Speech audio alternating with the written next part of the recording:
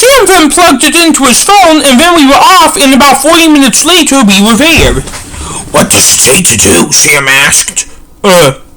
They say there is a note taped beneath the ledge of the front desk, George answered. George then began crawling and found the note and took it down. Attaboy, said Marcus. We then went back outside. We were sent here because it was where Mom worked to pay off the Porter Medical School for scholarships, didn't? Said George. 24, Marcus asked.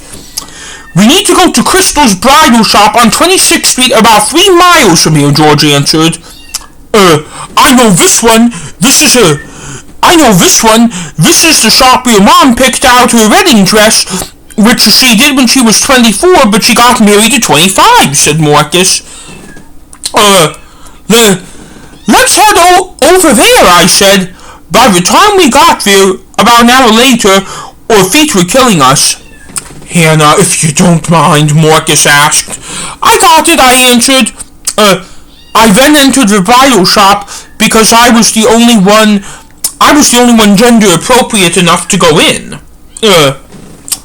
Can I help you? Asked the lady at the customer service desk. No, it is okay. I am just looking, I answered. Let me know if I can help you find anything, said the lady at the front desk. What I am looking for, you won't be able to find, I thought to myself. I then began looking in the section of the store that sold wedding dresses, and that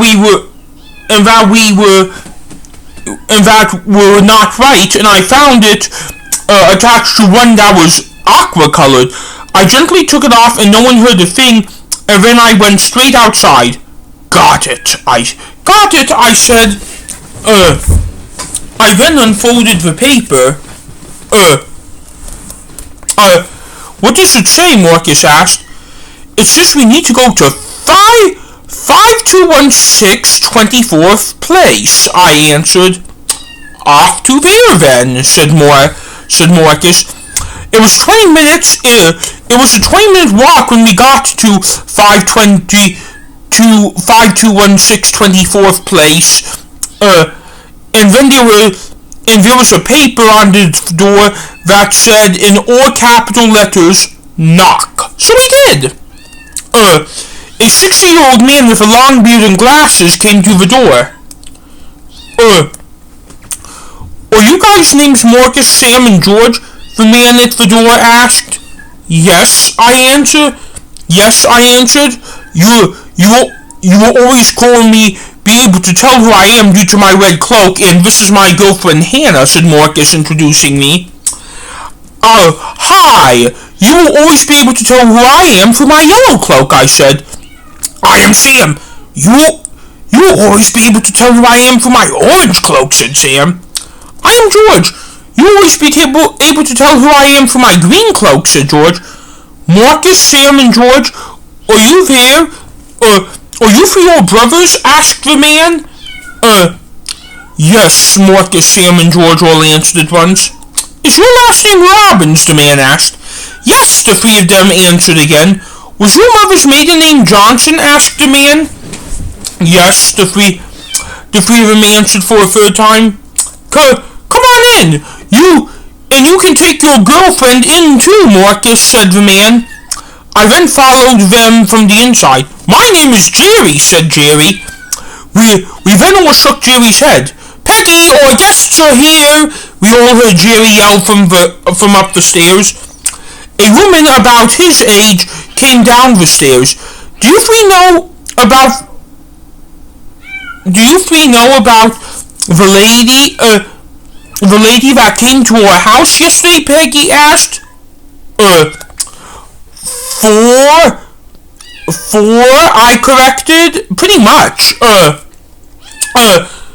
Pretty much, said Marcus. She was the one who told us about your arrival. We were told to give you your upstairs multi-bedroom that we actually use when our children are here, said Jerry. We We were also told to keep you here through the night, said Jerry. So where upstairs should we lay our stuff, Marcus asked. First door on the right on the top, said Peggy. Thank you, Marcus answered. We then went up the stairs and into our told room. Why would she send pictures of us to a stranger's house? Sam asked as we were entering the room. Maybe that paper I see on the bed is the explanation as to why, Marcus answered. Marcus then lunged at the bed. This bed is mine, said Marcus. And mine, I said as I was shutting the door.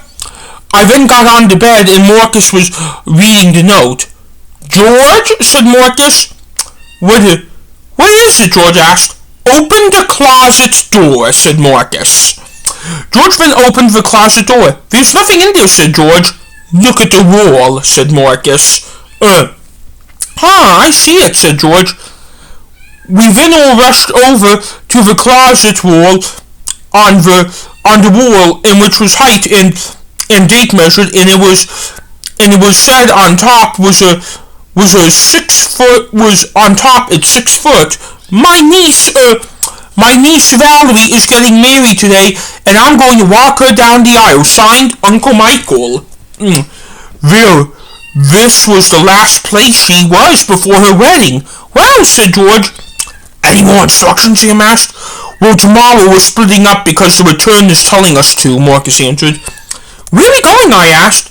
Hannah, you are coming with me to 26, which is the Six Flags in Gurney. Sam, you are going to 28, which is the place I used to have occupational therapy in Skokie.